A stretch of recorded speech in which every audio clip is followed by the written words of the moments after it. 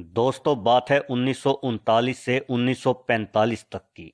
इन वर्षों को द्वितीय विश्व युद्ध के नाम से जाना जाता है और बेशक से द्वितीय विश्व युद्ध ने बहुत कुछ बदल दिया था। वैसे तो द्वितीय विश्व युद्ध यानी सेकेंड वर्ल्ड वॉर आरंभ करने का सारा श्रेय एडोल्फ हिटलर को ही जाता है। हिटलर की पूरे विश्व पर आर्यंस की हुकूमत करने की अभिलाषा ने ही सेकेंड वर्ल्ड वॉर शुरू किया। हालांकि युद्ध की आड़ में हिटलर ने जो अपराध किए वो मानवता के खिलाफ थे। 60 लाख यहूदियों का कत्ल बेशक से अमानवता है।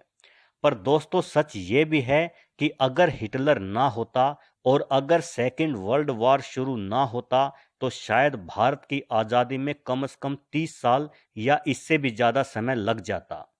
अंग्रेजों का अगर किसी ने नुकसान किया तो वो सिर्फ सुभाष चंद्र बोस और हिटलर ने किया। हिटलर के कारण ही सेकेंड वर्ल्ड वॉर खत्म होने के 2 साल के अंदर ही अंग्रेज भारत छोड़कर चले गए। इसलिए नहीं कि अंग्रेज सही में भारत को आजादी देना चाहते थे, बल्कि उन्हें मजबूरन ऐसा करना पड़ा, क्योंकि सेकेंड वर्ल्ड वॉर ने ब्रिटिश साम्राज्य की अर्थव्यवस्था की कमर तोड़कर रख दी और 1945 के बाद ब्रिटेन खुद अमेरिका के कर्जे में आ गया था। ब्रिटेन एक महाशक्ति के रूप में अपनी साख पूरी तरह से खो चुका था। नेताजी की आजाद हिंद फौज ने अंग्रेजों का काफी नुकसान किया, पर हिटलर ने पूरे ब्रिटेन और फ्रांस की कमर ही तोड़कर रख दी। उसने इतना बुरा मारा कि अंग्रेजों की पूरी अर्थव्यवस्था ही तबाह हो गई। अंग्रेज ना सेना रखने के काबिल रहे और ना ही उनके पास इतने पैसे थे कि वो दूसरे देशों में अपना शासन कायम रख सके, जिसका नतीजा ये हुआ कि ब्रिटेन ने ना सिर्फ भारत को छोड़ा बल्कि जॉर्डन, श्रीलंका, मलेशिया, म्यांमार, फलस्तीन सब छोड़ दिया और फ्रांस ने भी इसी कारण से कंबोडिया, वियतनाम को आजाद कर दिया और ठीक इसी प्रकार से नीदरलैंड को भी इंडोनेशिया को आजाद करना पड़ा। सोचिए, अगर हिटलर ना होता तो ना कोई द्वितीय विश्व युद्ध होता और ना ही हमें आजादी मिलती और अंग्रेज भारत को ऐसे ही लूटते रहते। दोस्तों, ये एक बेहद कड़वा सच है कि अंग्रेजों का भारत में सबसे अच्छा दोस्त था मोहनदास करमचंद गांधी। अंग्रेजों ने भारतीयों का जितना खून चूसना था वो 1910 तक ही चूस चुके थे, लेकिन उसके बाद वो भारत में सिर्फ इसलिए रुके थे ताकि उन्हें विश्व युद्ध लड़ने के लिए सैनिक यहां से मिलते रहे। गांधी जी के ही कारण अंग्रेज अपनी सेनाओं में भारतीयों को भर्ती करा पाए। गांधी जी ने खुलेआम भारतीय युवाओं को अंग्रेजों का साथ देने के लिए बोला था, तुम मुझे खून दो और मैं तुम्हें आजादी दूंगा। खून भी एक दो बूंद नहीं, इतना कि खून का सारा महासागर तैयार हो जाए और उस महासागर में मैं ब्रिटिश साम्राज्य को डुबोकर मार दूंगा। ये नारा दिया था नेताजी सुभाष चंद्र बोस ने।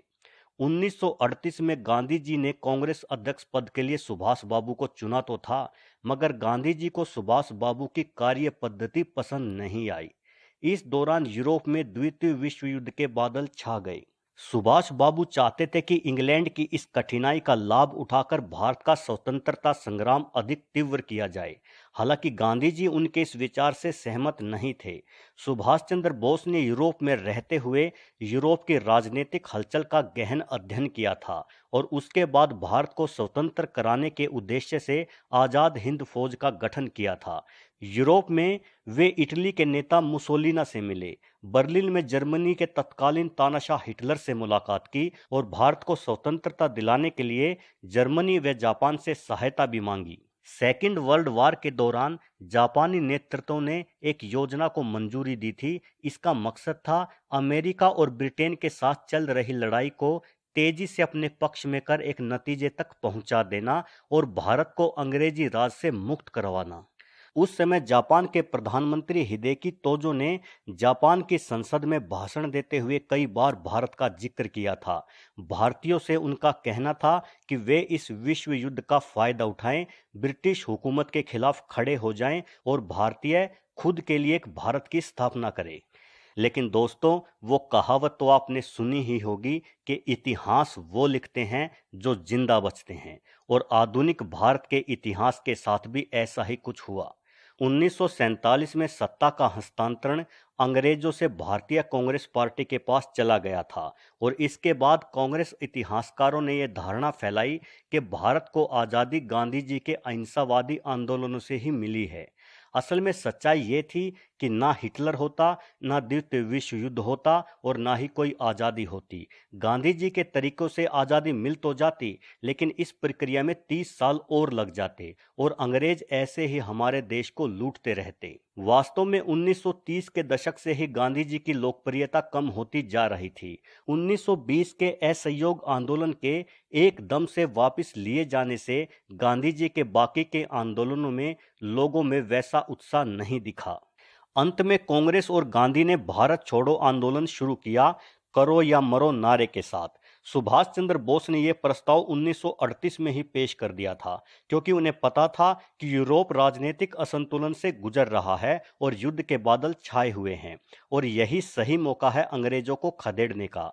हालांकि अंग्रेजी हुकूमत ने टॉप कांग्रेस लीडर्स को गिरफ्तार करके जेल में डाल दिया और कुछ ही महीनों में आंदोलन कमजोर पड़ गया और देखते ही देखते आंदोलन खत्म हो गया। लेकिन सुभाष चंद्र बोस फिर भी नहीं रुके और जापान की सहायता से लड़ाई को जारी रखा और बेशक से अप्रत्यक्ष रूप से ही सही अंग्रेजों को भारत छोड़ने के लिए मजबूर किया। उस समय ब्रिटिश इंडियन आर्मी में बगावत के सुर उठने लगे थे। वास्तव में अंग्रेज भारत में स्वतंत्रता आंदोलन को दबाने के लिए और युद्ध में लड़ाने के लिए भारतीय सैनिकों का ही इस्तेमाल करते थे। वफादार सिपाहियों के बिना इंग्लिश साम्राज्य के लिए भारत में हुकूमत करना मुश्किल हो गया था, क्योंकि अंग्रेजों के पास इतने इंग्लिश सैनिक नहीं थे जिनकी मदद से वो राष्ट्रीय आंदोलन को दबा सकें। और इसी के चलते अंग्रेजों को लगने लगा था कि भारत में अब बड़े पैमाने पर अंग्रेज लोगों का कत्लेआम हो सकता है, इसलिए उन्होंने सत्ता हस्तांतरण में इतनी जल्दबाजी दिखाई। ये बेशक से द्वितीय विश्व युद्ध का ही नतीजा था, जिसने ब्रिटेन की अर्थव्यवस्था तोड़कर रख दी और द्वितीय विश्व युद्ध बेशक से हिटलर की वजह से हुआ था। मेरे देश की धरती,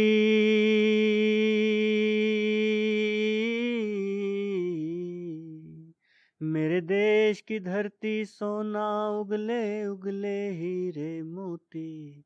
मेरे देश की धरती, मेरे देश की धरती।